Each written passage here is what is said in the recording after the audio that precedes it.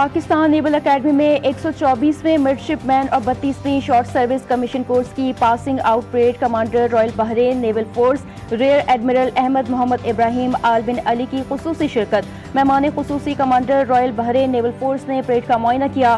Cadets کی پاک بحریہ کے سربراہ ایڈمرل نوید اشرف کو سلامی۔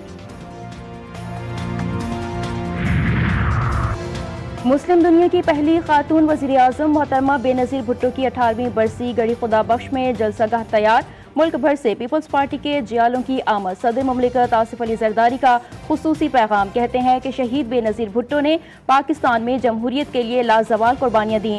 جمہوریت بہترین انتقام ہے، یہ شہید بے نظیر بھٹو کا پیغام تھا۔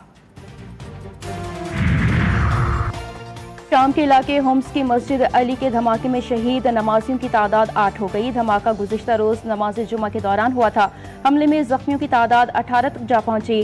شام کی حکومت کی جانب سے حملے کی مذمت کی گئی، کہا کہ حملہ ملک کی سلامتی کو نقصان پہنچانے کی کوشش ہے۔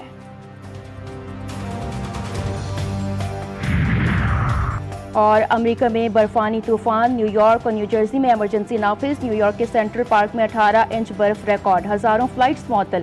جنوبی کیلیفورنیا میں طوفان اور مسلسل بارشوں نے تباہی مچا دی۔ مشیگن میں درجنوں حادثات رپورٹ، اسٹریٹ لائٹس بھی بند، بجلی کی لائنیں تباہ، تار برف جمنے سے ناکارہ۔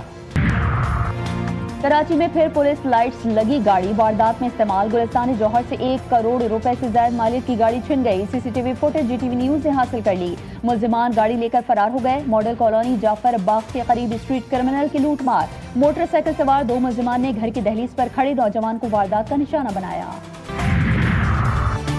ایبٹ آباد میں ڈاکٹر وردہ قتل کیس میں اہم پیش رفت، گرفتار ملزم عادل نے قتل کا اعتراف کر لیا۔ انکشاف کیا کہ وردہ کا جس دن قتل کیا اسی دن ملزم شبریز نے گڑھا کھودنے کا کہا۔ فیصل نامی شخص کے ساتھ مل کر گڑھا کھودا اور لاش کو دفنایا تھا۔ ملزم کی نشاندہی پر مقتولہ ڈاکٹر کا mobile, A T M card, گاڑی برآمد۔ عدالت نے ملزم کو جوڈیشل ریمانڈ پر جیل بھیج دیا۔ اسلام آباد میں بلدیاتی انتخابات، کاغذات نامزدگی جمع کروانے کی تاریخ میں 2 دن کی توسیع۔ بلدیاتی الیکشن کے لیے امیدوار کاغذات نامزدگی 30 دسمبر تک جمع کروائیں۔ امیدواران کے لیے کاغذات نامزدگی جمع کروانے کی آخری تاریخ 27 دسمبر تھی۔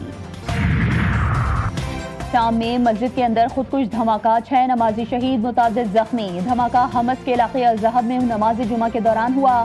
دھماکے کے بعد لوگ خوفزدہ ہو کر مسجد سے بھاگتے نظر آئے۔ سیکیورٹی فورسز نے علاقے کو گھیرے میں لے کر تفتیش شروع کر دی۔ اسرائیل میں فلسطینی نوجوان کا شہادت پسندانہ اقدام، 2 شہری ہلاک۔ مغربی کنارے کے گاؤں قباطیہ میں حملہ آور نے ایک شہری کو گاڑی سے کچلنے کے بعد خاتون کو خنجر گھونپ دیا۔ پولیس نے نوجوان کو شہید کر دیا۔ خان یونس میں اسرائیلی فضائیہ کی شدید بمباری، کئی فلسطینی زخمی۔ 2 سال پہلے تباہ گھر کے ملبے سے 25 شہداء کی لاشیں نکالی گئیں۔ امریکی ایلچی اسٹیو وٹکوف کا ثالث ممالک اور اسرائیل کو جنگ بندی معاہدے کا دوسرا مرحلہ آئندہ ماہ شروع کرنے کا پیغام۔ رفح کراسنگ کا انتظام فلسطینی اتھارٹی اور یورپی یونین مل کر کریں گے۔ صہیونی وزیر دفاع اسرائیل کیٹس کی ہٹ دھرمی برقرار، ایک بار پھر کہا کہ تل ابیب کبھی غزہ سے نہیں نکلے گا۔ کراچی والے ہو جائیں تیار، محکمہ موسمیات نے شہر قائد میں موسم سرما کی پہلی بارش کی پیش گوئی کر دی۔ 30 دسمبر کو بادل برسیں گے۔ منگل سے بدھ کے درمیان شہر میں مغربی ہواؤں کا سسٹم اثر انداز ہو سکتا ہے۔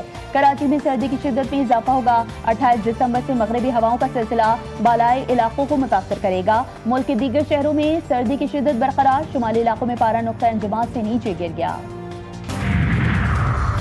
باکسنگ ڈے ٹیسٹ میں پہلے ہی دن 20 وکٹیں گر گئی۔ آسٹریلیا کی پوری ٹیم پہلی اننگز میں 152 رنز پر آؤٹ۔ جواب میں انگلینڈ کی ٹیم بھی محض 110 رنز پر ہی پویلین چلتی بنی۔